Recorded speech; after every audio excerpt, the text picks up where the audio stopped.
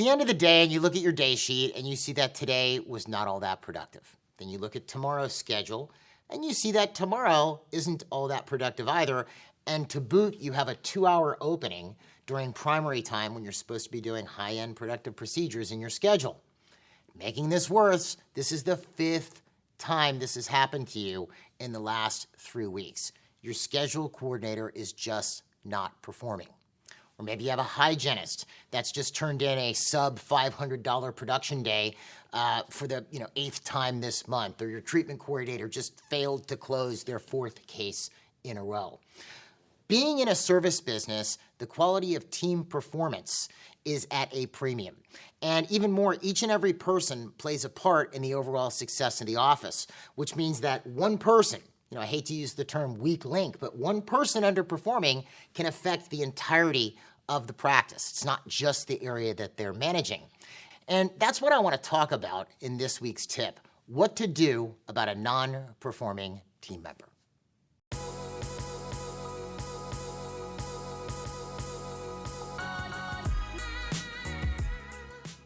So maybe you're happy with your entire team and they're very productive. Or maybe you have one or more team members that you have attention on that aren't performing very well. If you're like the average new client coming into MGE, you probably have at least one person that you think, I don't know if this person's a really good fit for my team. Now, normally with non-performing staff, one of the bigger problems that I see with newer clients as well as with longer-term clients is not that they can't recognize that this person is not performing.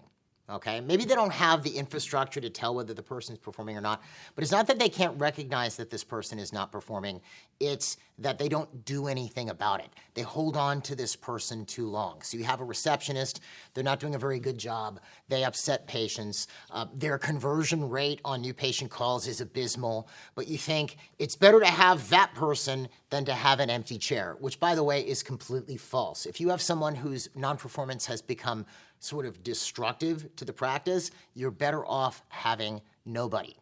And you couple that, this idea that you have to hold on to people, with what's happened since COVID with the employment market and the overall scene with regards to employment in general. It's been tougher to find employees. That pressure has come off the last year or so, but especially back in 2021 and 2022, finding employees was tougher than it was in 2018 and 2019. So that may have made you even less apt to get rid of somebody that you thought, or to do anything that might potentially result in them leaving, about an employee who was underperforming.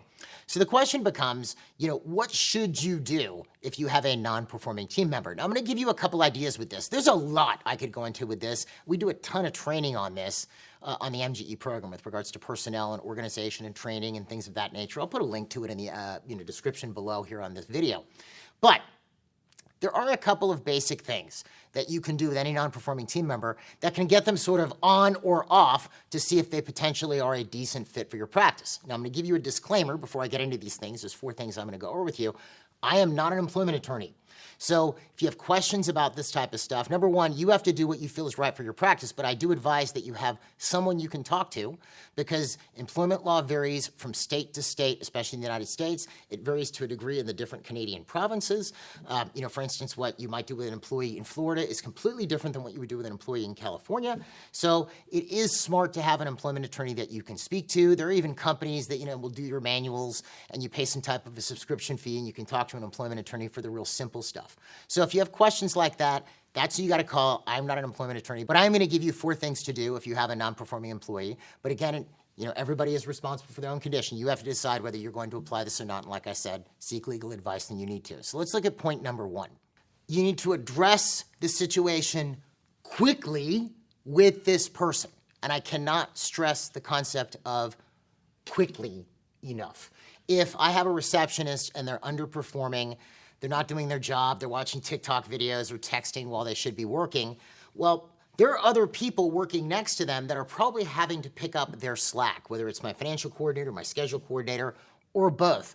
Chances are they're both getting very pissed off, and I'm giving them a problem because they don't want to be, the tattletale or the narc, like we used to say back in the 80s, and go talk to the office manager about this receptionist and get them in trouble and make them lose their job, on the one hand. On the other, they're getting more and more ticked off because they're having to pick up this receptionist's slack. So it's not just that the receptionist is underperforming, and doing a bad job, it's also taking away from 2 other personnel in my office. It's creating drama, it's creating upset, it's lowering morale. So when you see this non-performance, you need to jump all over it quickly. So that would be you and your office manager meeting with this receptionist as quickly as humanly possible. We don't want to let it sit there and to fester, okay? So, and the last point I would mention on this is, how do you know if they were non-performing? There's obviously egregious errors someone might make, like hanging up on patients or not confirming patients or whatever, right? You listen to phone calls and they're blowing off new patients. Those are egregious things. This is where ideally you need some form of statistic in order to monitor the person's performance. This is something that we teach all of the clients on the MGE program, because if you manage by the use of statistics, stats don't really lie as long as they're reported correctly, right? A new patient is either a new patient or they're not, and that goes on a graph, right? So ideally, you want to monitor performance through the use of statistics. So you have this person, they're messing up, you sit down with them, with you and your office manager, and what do? You tell them what's going on. You tell them that they're messing up. You be completely brutally honest without adding any other embroidery to the communication. I would never tell a person, well, you just stink, you're terrible, you're this, you're that. I would go, look, we're having some problems with your performance. This is what we've noted. This. I would not get nasty with the person, because why would I do this? Okay, I'm just gonna tell them exactly what's going on. It's a conversation, okay? So now, what am I looking for at that point when I've pointed out this level of non-performance?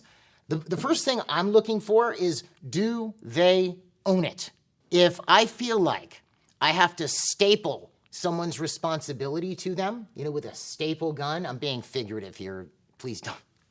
I'm being figurative, okay? But if I have to staple somebody's responsibility to them, or 5 different ways to get them to look at how they messed up, maybe they're the scheduler, and it was the patient's fault, and it was the receptionist's fault, and it was the financial coordinator's fault, and it was the marketing company's fault. It's all these other people's fault other than theirs, okay?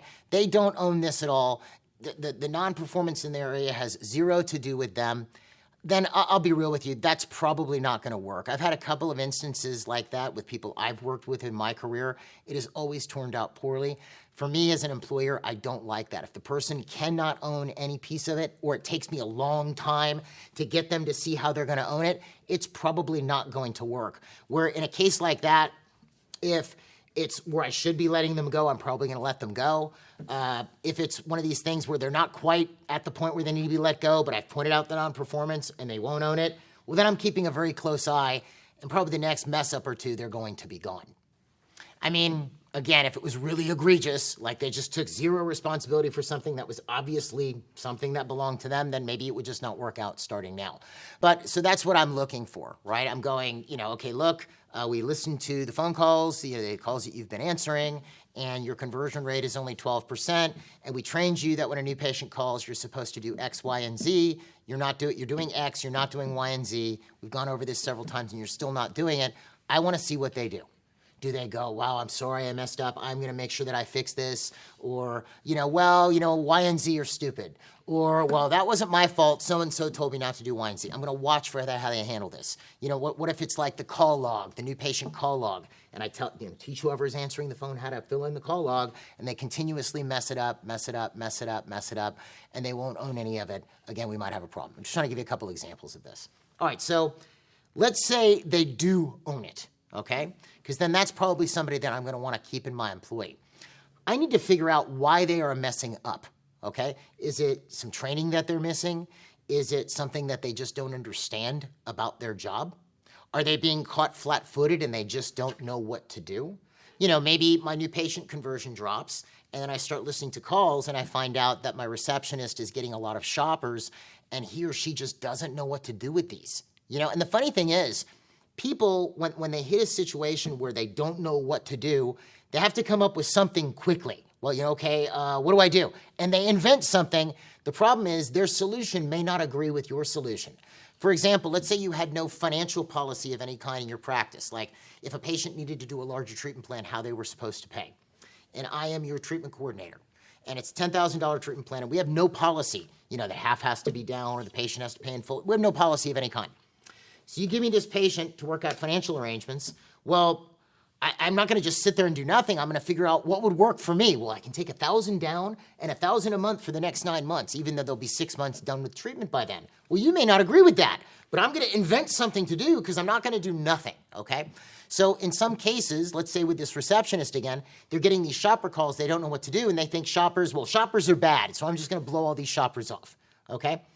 So they're inventing ways to handle things that don't necessarily agree with the ways that you would want to handle things. So in those cases, it's probably a matter of training, okay? Maybe you're missing policy. Maybe you're missing some form of organization that the person needs to be following. You know, I had a client who spent, I think it was like 2 hours with their associate doctor just training them or role-playing with them how to greet a new patient.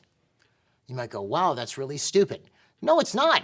This person was uncomfortable when they met new people. So the owner doctor went over and good, so I'm gonna be the patient. Okay, let's do this. Let's do it. Let's do it. Let's do it.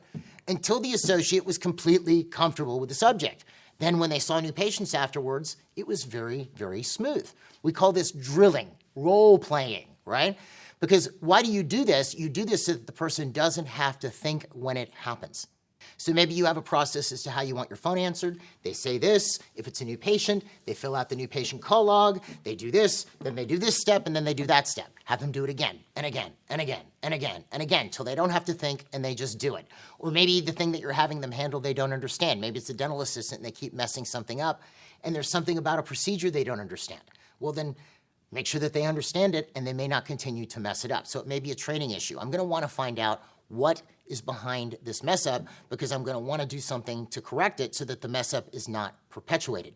Now, the beauty of this is, let's say you've drilled your receptionist on how to handle shoppers. Your office manager spent a couple hours, maybe less, role-playing with them how to handle a shopper to convert that shopper. Well, the next time a shopper call comes in, the receptionist isn't 100% confident yet, but they handle them and wow, they have a win. They got that patient to schedule, right? Now they've had a win. So then they do it again, and then they do it again, and then they do it again. You know, wins, build, and they become more competent. They have a win. The practice has a win as a result of them doing this. So assuming we've done that, the next thing I'm going to want to do is I'm going to want to monitor performance, okay? I'm going to want to see, did this pattern of behavior change? Have I seen an improvement? If it's no improvement, you know, maybe I might have another convo with them, but still no improvement, then the person is probably just not a good fit for my business, okay, at that point, because they're not changing. If the person can't change, that's a real problem, okay, for me long term, because then they can't really grow with the business. So 4 simple steps. Obviously, there's a lot more to this, but I want to give you something simple you could apply. I'm going to want to address it quickly. I'll meet with this person with my office manager. I'm going to do it intelligently, meaning if it's, you know, you're working on a patient with your dental assistant and they mess up, you're not doing it when, you know, over the patient while the patient's laying back in the chair like this. No, you're finishing the procedure and then you're going and you're talking to them with the office manager. Okay, I'm cataloging the mistakes in their personnel file as well, so I have a record of it. I'm seeing if they own it or not. If they don't, that is a big red flag for me. If they do, I'm going to dig into what is behind this mistake or error. I'm going to work with whatever training or correction I need to do in order to fix it, and then I'm going to monitor their performance afterwards to make sure that that pattern has changed, okay?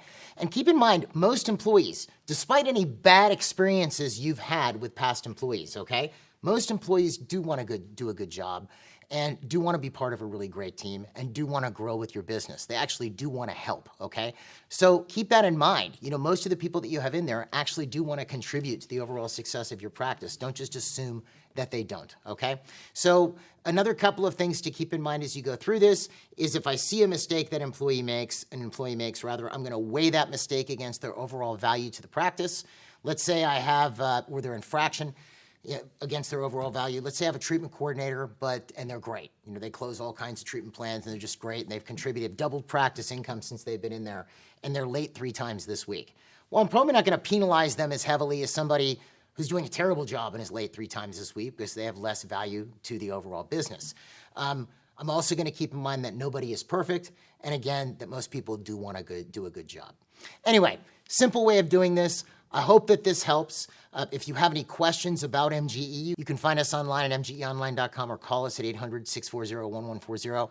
And if you enjoyed this tip and would like to see tips similar to it as they come out in the future, don't forget to subscribe and click the notification button so you're aware of right when we drop the tip. We'll see you at the next tip.